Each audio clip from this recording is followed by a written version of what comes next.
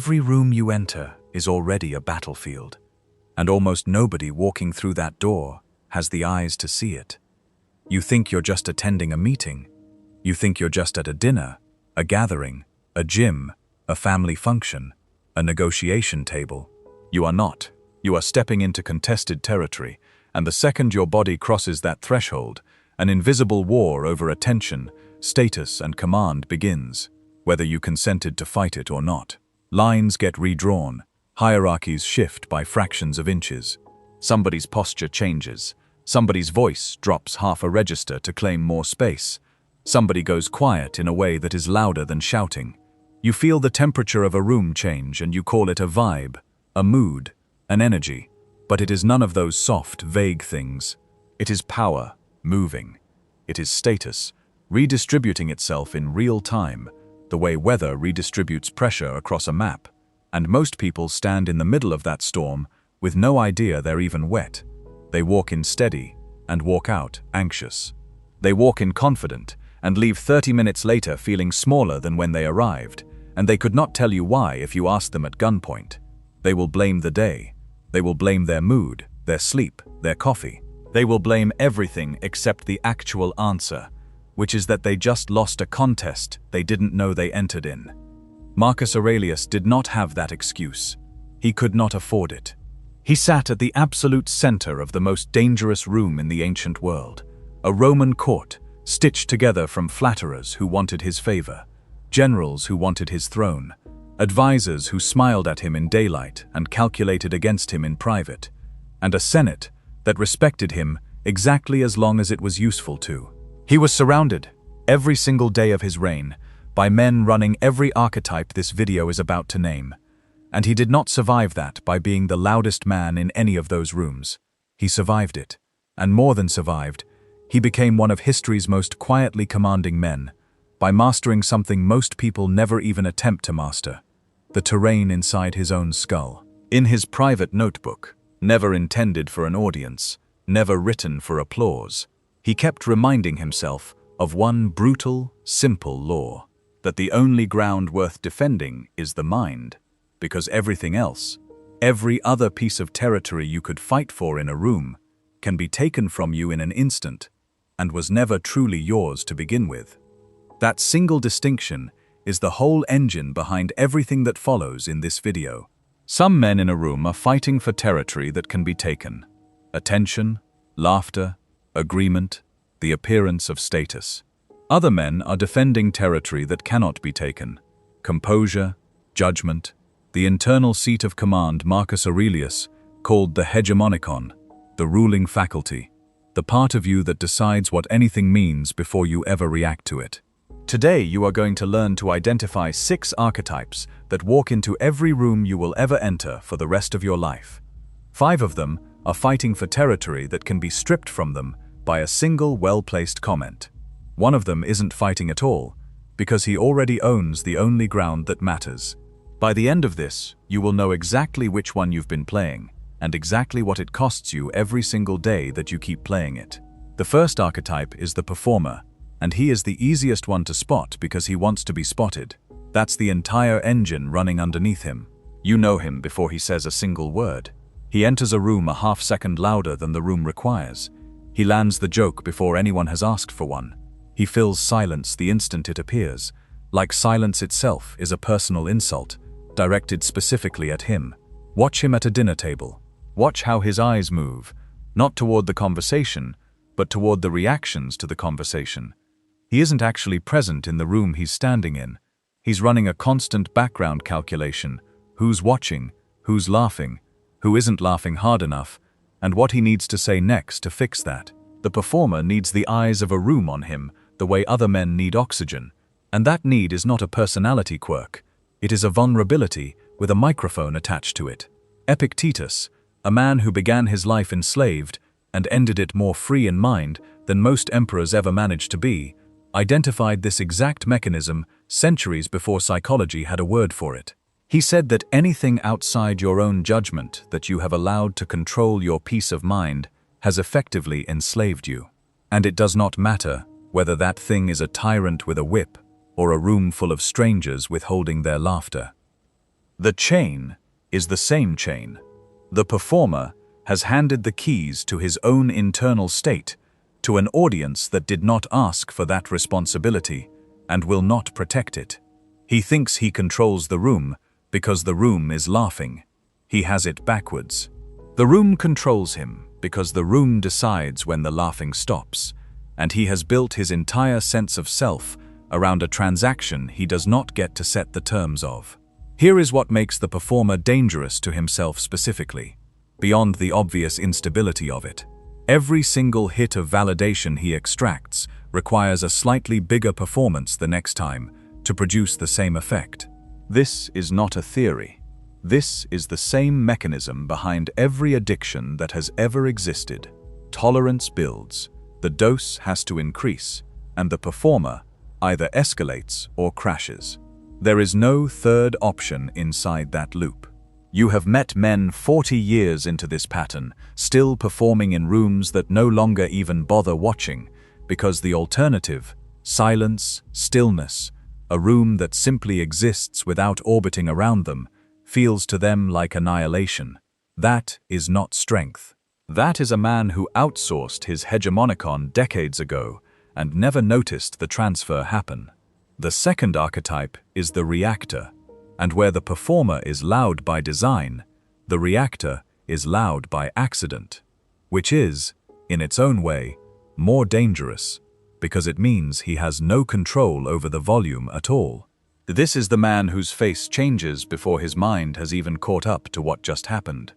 A comment lands wrong, a tone shifts half a degree, an inside joke leaves him out of the loop for 3 seconds, and his entire nervous system broadcasts the disturbance to every single person in the room, like a smoke alarm going off because someone burned toast 2 rooms away. The reactor believes his emotional volume is a form of strength, that visibly caring, visibly being affected, visibly responding with intensity, proves he takes things seriously. It proves the opposite.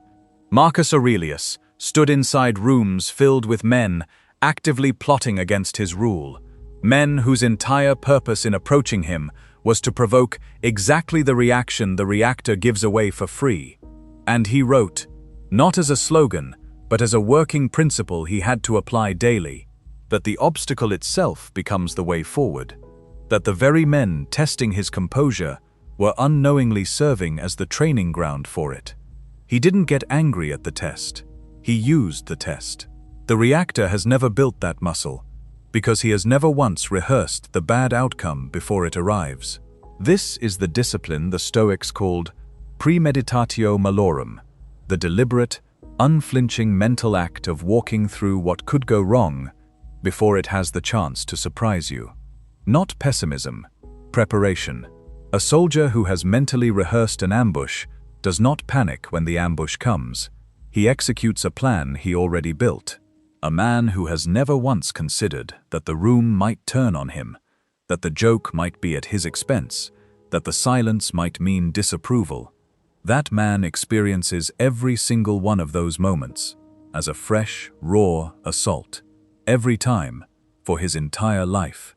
The reactor doesn't get tested by the room. He gets ambushed by it, repeatedly, in the exact same spot, because he refuses to walk the terrain in advance. And here's the part that should actually sting. The room learns this about him faster than he learns it about himself. People talk about knowing someone's buttons. What they actually mean is they have mapped, with precision, exactly which inputs produce which outputs in him. And once that map exists, he is no longer a man in the room. He is an instrument other people know how to play. The third archetype is quieter than the first 2, and in some rooms, more dangerous than both of them combined. Call him the mirror. The mirror has no fixed center of his own. He becomes whatever shape the room currently requires. He agrees with whoever is speaking loudest. His opinion on a topic can shift mid-conversation if he senses the wind shifting underneath it. Ask the mirror a direct question in a room with 6 other people in it, and you will not get an honest answer. You will get the answer he calculates is safest to give in front of that specific audience, which means you will never actually get an answer at all, because there is no fixed position underneath him to answer from. Seneca wrote about this exact erosion of self with a kind of disgust most modern self-help language has gone soft on. He said, "There is no greater proof of a disordered mind than a man who has lost track of where he actually stands, because he is so consumed with where everyone around him stands.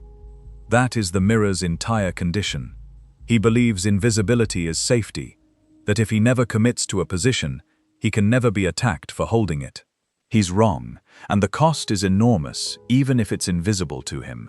A man with no fixed position cannot be trusted, cannot be relied on, and, this is the part that should actually concern you if you recognize yourself here, cannot even trust himself, because he has spent so many years performing agreement that he may no longer remember what he actually believes underneath all of it.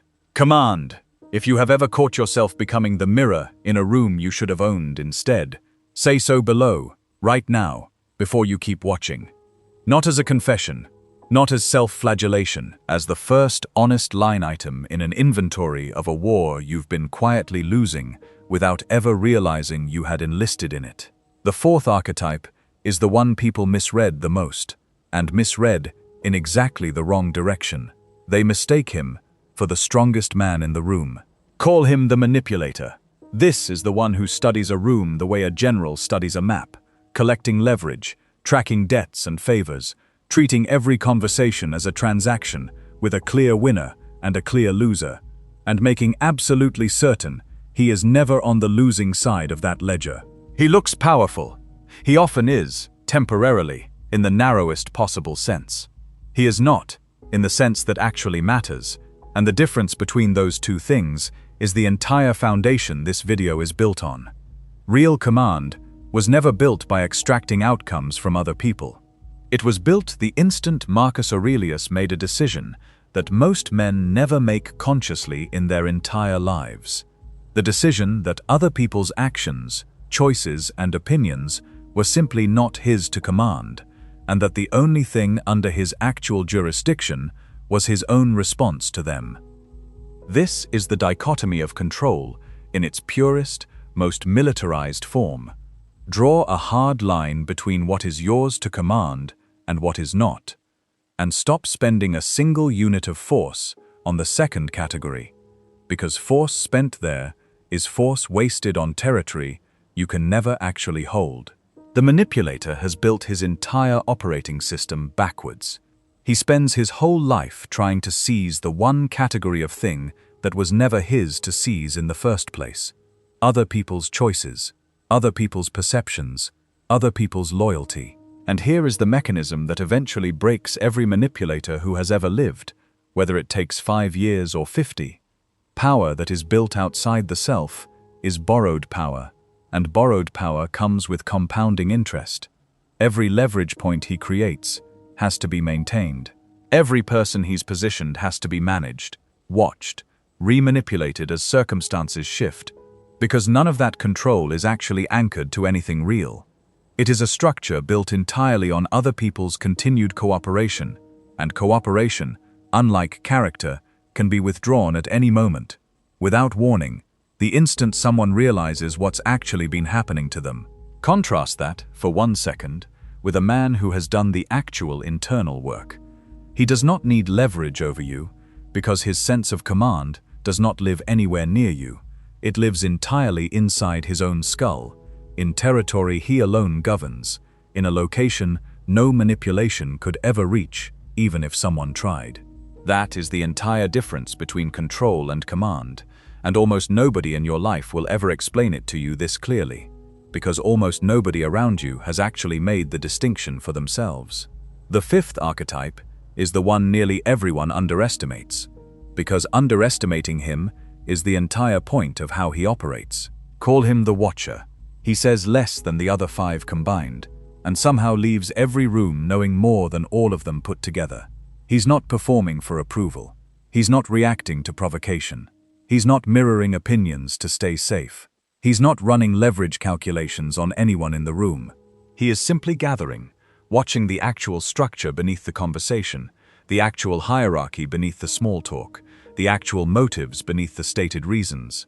What the Watcher respects, more than almost anything else, is what the Stoics called logos, the underlying rational order that sits beneath the noise of any situation, the structure of cause and effect that exists whether or not anyone in the room is paying attention to it. The Watcher is not interested in being liked in this particular moment. He is interested in being accurate, and there is genuine discipline buried in that kind of silence. Most people cannot tolerate going through an entire conversation without inserting themselves into it, without claiming a piece of the room's attention for their own ego. The Watcher can. That is not nothing. That is, in fact, a skill most of the other 5 archetypes will never develop in their entire lives. But here is the limitation that has to be said plainly, because flattery has no place in this video. A man can watch a room with perfect accuracy for 30 years and never once decide to actually stand in it. Observation without eventual action is not mastery. It is potential energy with no release valve, sitting indefinitely, accomplishing nothing beyond its own accumulation. The Watcher has built half of the foundation. He has not yet built the other half. Respect.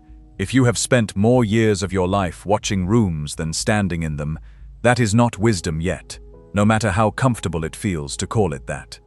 That is stored, unspent capability.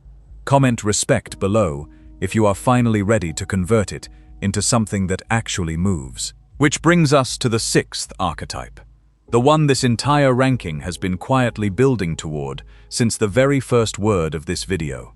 Call him the Sovereign, and understand immediately that this is not a 6th personality competing with the other 5 for the same prize. It is what becomes possible the instant a man stops competing for the prize the other 5 are fighting over entirely. The Sovereign doesn't perform because his sense of worth was settled internally a long time ago, in private, without an audience present to confirm it. He doesn't react because he already walked through the worst version of this exact moment in his own mind before it ever had the chance to arrive uninvited. Premeditatio malorum is not a concept he read about once and forgot. It is daily maintenance, like sharpening a blade before it's needed, rather than in the middle of the fight. He doesn't mirror anyone because he has a fixed center of gravity that does not move just because the wind in the room changes direction. He doesn't manipulate a single person, because manipulation only makes sense to a man who believes he needs to extract command from outside himself. And the Sovereign has already built it entirely within the only territory Marcus Aurelius ever considered worth defending. And he is not merely a more disciplined version of the Watcher either, because watching alone was never the destination. The Sovereign watches, gathers, understands the actual structure of the room, and then, at the correct moment, acts, deliberately, from a position that nobody in that room granted him and nobody in that room can revoke. They simply recognize it. The way men recognize a shift in weather pressure before the storm itself has even become visible on the horizon. This is precisely what Marcus Aurelius meant when he wrote, to himself, not to history, not knowing 2,000 years of men would eventually need to hear it, that you have power over your own mind, not over outside events, and that the moment you truly grasp this, you will find actual strength, not the performed kind, not the borrowed kind, but the kind that does not require anyone else's cooperation to keep functioning. And here is what separates the Sovereign from a cold, detached, withdrawn man, because that misreading happens constantly, and it needs to be corrected directly. The Sovereign is not numb to life. He has made an active, ongoing peace with amor fati, the willingness to meet whatever the day actually brings, the brutal alongside the good, without flinching and without complaint, because resisting what has already happened is simply wasted command spent on a battle that was lost before it started. He is not avoiding the storm. He has decided, in advance, that he will not be ruled by whichever direction it happens to blow. And underneath every part of this sits the quietest, heaviest concept of the 6 woven through this entire video. Memento mori, the constant, unsentimental awareness that his time in any room, in this year, in this exact body, is finite and will end. That is not a morbid thought he indulges occasionally for dramatic effect.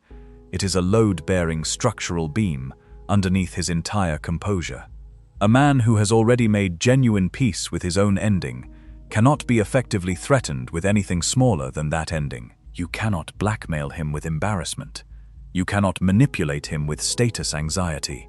You cannot bait him with a reactor's provocation, because the worst-case outcome he's already rehearsed is mortality itself, and everything else in that room, by comparison, is simply noise that doesn't reach him. Discipline. Understand clearly that the sovereign is not a personality type you were born already holding, the way some men are born tall or born with a particular voice. It is a ledger, kept daily, item by item, decision by decision, for years, often without anyone watching and without anyone clapping for the entries. Comment discipline below if you understand the actual distance between admiring this archetype from a comfortable seat and building it yourself, line by line, starting today. Now here is the part of this video that should sit genuinely uncomfortable in your chest, because comfort was never the goal here and was never promised to you. You have played every single one of these 6 roles at some point in your life. Don't pretend otherwise, and don't let me let you off that easily either. You have been the performer, starved for approval in a room that didn't actually need you to fill its silence. You have been the reactor, letting a stranger's careless tone hijack the rest of your day, your week, sometimes longer than either of you would admit out loud. You have been the mirror, agreeing with something you didn't actually believe, because disagreement felt, in that exact moment, more expensive than dishonesty. You have, even if only in a small flicker, run the manipulator's calculation, trying to extract or control an outcome that, if you're honest with yourself for 1 second, was never actually yours to extract or control in the first place. You have, at your better moments, been the watcher, gathering quietly, accurately, and then said nothing when something needed to be said. The question this video is actually asking you was never which of these 6 archetypes describes you, because the honest answer is all of them, at different points, in different rooms, under different pressure. The real question, the one most men spend their entire lives avoiding because the answer requires actual work instead of a label, is which one you are choosing, today, right now, to keep feeding. Earned. And this word matters more than the other 4 combined, so sit with it for a second instead of scrolling past it. Command presence in any room you walk into was never given to you by the people standing in that room. It cannot be given.